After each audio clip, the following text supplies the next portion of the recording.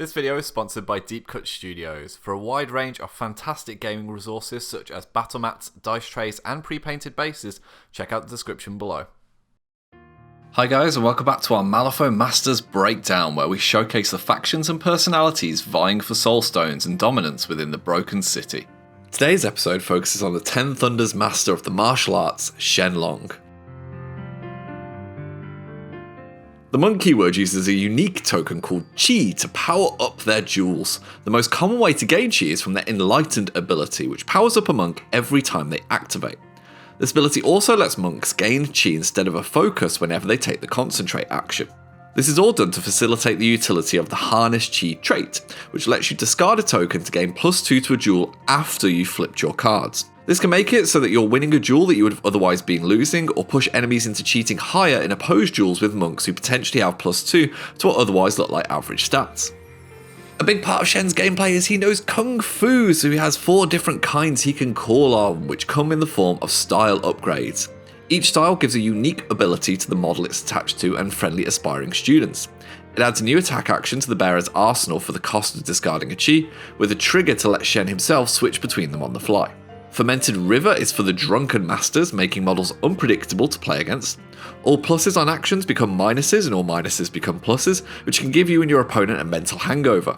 The Falling Rave Kick is a flat 3 damage no matter what, but also staggers the opponent and gives you some movement shenanigans to stumble through. High River is for when you want to go on the offensive, giving the bearer Ruthless to get around annoying defensive tech, while the Flaming Dragon Kick does a tasty 3-4-5 damage with a blast on the severe and gives burning +2 to all models attacked. Toasty. Low River is the gentlest of the 4 upgrades, but the Pebbles in the Water ability is a game changer, giving models in a 3-inch aura the ability to discard a Chi to add any suit to a duel. Revitalize heals a friendly model that's up to 8 inches away for 2-3-4, and pulses a heal to other friendly models within 1 inches of it.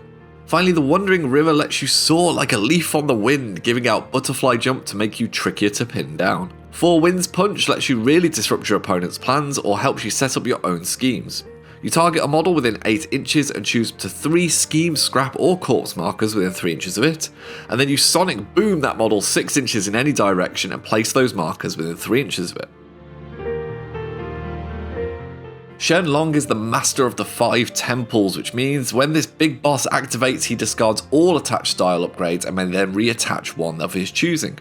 The sacred ink of his dragon tattoo means Shen can discard Chi to not gain a condition, while training grounds means friendly monks can concentrate as often as they like. And on hard to kill, Shen definitely presents a tough cookie to crumble. Of his 2 attacks, Fury of the Dawn is a 1-inch punch which does 2-3-5 damage and gives Shen a Chi if he targets an enemy. It has a trigger on every suit, giving you the options of doing irreducible damage, concentrating, attacking the target again, or giving them stun. The Dragon's Light is a ranged attack action that ignores friendly fire, hard to kill, and demise abilities, and has a solid damage track of 2-3-4 with a blast on the severe. If you manage to kill an enemy with this, a friendly monk within 6 inches of it gains a Chi as they are in awe of Shen's abilities. The Big Boss Monk also comes with 2 tactical actions, the first of which is Spiritual Alignment, which enables you to transfer conditions from one model to another. The built-in trigger allows you to transfer Chi instead of conditions, which can really power up your companions. Lastly, his quick action, the Dragon Commands It, lets a friendly monk within 8 inches take an interact action or a quick action of their own, and has a trigger to give it focus too.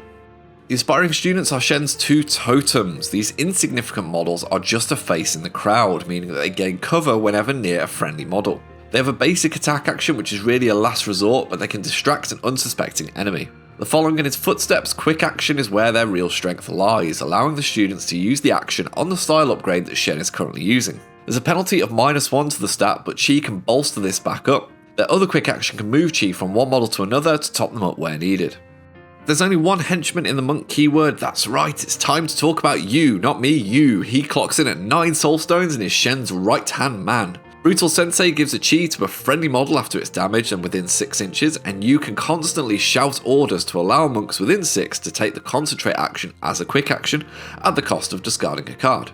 You can hurricane punch enemies that get too close, with built-in triggers so that he can concentrate or draw an extra card. Wind Blast pushes models away with a damage ping, which is great for clearing objectives, while the quick action A Simple Lesson lets you target another monk to discard a Chi to gain fast. Alternatively, Juggernaut gives you some self-healing to keep him above his hard to wound, and your opponent will definitely come to fear and respect you.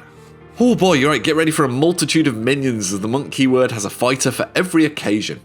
We'll begin with the 4 different river monks, each of which ties to one of the 4 style upgrades. They all share the river's conflux ability, which allows them to take the concentrate action when Shen attaches their corresponding upgrade to himself. Don't forget, when monks concentrate, they can also gain a chi instead.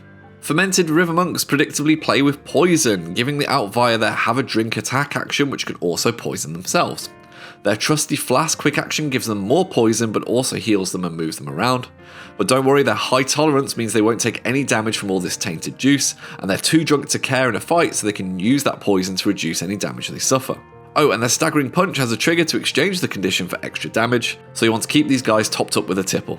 High river monks, like the upgrade, treat offense as the best form of defense. They have Ruthless built in and can discard a card to flurry and gain an extra attack. They have the quick action risky maneuver that lets them gain focus and push 3 inches for the cost of damage, and have 2 amazing attack actions. Flaming Fury is a close range attack that gives enemies burning and has some tasty triggers for even more combat, and Chi Blast is a long range attack that can also give out burning and has a built-in trigger to make it irreducible for the cost of a chi. Low river monks are the healers of the keyword and as such are super squishy. They regenerate a wound when they activate but also only have 4 to begin with and a low defense stat of 4. Healing drafts means that other friendly models that start within 3 heal 1 wound too, but the reason you always take one of these is for healing energy. This tactical action has an 8-inch range and lets you heal a model for 1, 2, 3, and if you get the ram trigger then you can discard any number of chi on the monk with no cap and the target heals +1 for every token discarded. Which is insane and will frustrate your opponents, trust me. Then there's the Wandering River Monks, or Speedy Boys as they're better known. These are the ultimate in scheme running technology with a base move of 6 inches and a quick action to leap them and place within 6 inches and deadly pursuit so they can push another 4 in the end phase. Without even thinking about a butterfly jump or giving them fast, these guys can move just over 22 inches a turn. But they also have a couple of attack actions that can let them go toe to toe with any opposing scheme runners that might cross their paths. I mean, they have to be bloody quick though. So that's it with the monks, but what's that you spy? An enemy summoner? Well, you best bring along a Charm Warder. Barrier to the other world damages models that are summoned nearby, and Lantern of Souls turns off enemy demise abilities. Leverage means that you'll gain the tactical advantage of a pass token if your opponent declares a scheme, and you can use said token to gain a positive to a duel or, pass. With a melee attack that ignores incorporeal and can insta-kill summon models, these bouncy boys will strike fear into demons and the undead alike. Oh, and their quick action Chaos Theory is devastating in the middle of a bubble crew. Have fun with that. Need another string to your bow? The Thunder Archer is one of the best ranged options in the game. Their blessed longbows ignore incorporeal and concealment and can deal irreducible damage if you get the aggressive chi trigger. These ranged assassins gain fast if they kill a model that hasn't activated yet and can also ignore friendly fire thanks to the expert shot ability. Add blasts to the bows and a fistful of arrows quick action, and if they spy an enemy putting a scheme marker down in distance, target practice means you can shoot it off the board from 20 inches away. Last but not least is the Lotus Eater. Having visited the same tattoo parlor as Shen and got their sacred ink, these anti-schemers discourage your opponent with their protection money, let you draw a card if the opponent drops a scheme marker nearby. Path of the Lotus kicks in at the end of their activation, pushing this greedy guy 3 inches towards a marker and removing it to heal some damage. They threaten enemies to give them adversary and have a trigger on defense and willpower called Soul Ward, which can deal damage back on the attacker if they miss in melee. Monks are really a jack of all trades, having models in keyword to face any opponent or situation. The chi mechanic stacks jewels in your favour and is a great deterrent against opponents and can force massive amounts of card drain as they try and cheat above your improved totals. However, like all resources, it does take time to get used to where and when you should be putting these tokens, and when sometimes the concentrate action should be giving you a focus rather than a chi. There are lots of reactions and abilities to keep track of that have passive effects and also intervene with enemy conditions, so a lot of bookkeeping is involved but can be highly rewarding for experienced players. If, however, you find yourself going one-to-one against the monks, there are steps you can take to avoid getting irreducibled off the board. First of which is disruption tactics. If you can separate these boys from all of their auras, they are much easier to take down when isolated. Additionally, conditions such as staggered and injured will do quite a lot to reduce the impact of chi, reducing the monk's base stats down even further, meaning those chi mechanics are only matching your jewels rather than superseding them. Finally, an excellent target is to go for the headhunting option, which is to take Shen and you off the board as quickly as possible with a beta master. Without the leaders, you significantly diminish the effects of the style upgrades and can also then focus on whittling key pieces that are left on the board without their bosses. Finally, here's an example monk crew that can handle most situations. Shen and Yu are a 1-2 punch with a giant dragon as backup. The archer provides range support while the low river monk heals where needed. Meanwhile, the wandering monks can wander off scheming while the charm warder is a nuisance to the opponent in the middle of their crew, hitting chaos theory whenever it can.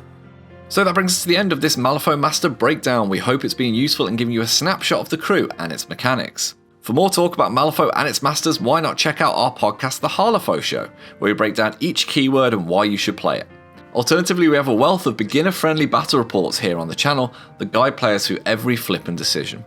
Whichever you choose, we look forward to seeing you again soon. Take care, folks. Hi guys, and thank you so much for watching our videos. It means the world to us. If you want to see some more, they should be over here. If you want to support this channel, keep these lights on. You can find links to our Patreon and merchandise in the description below. Take care.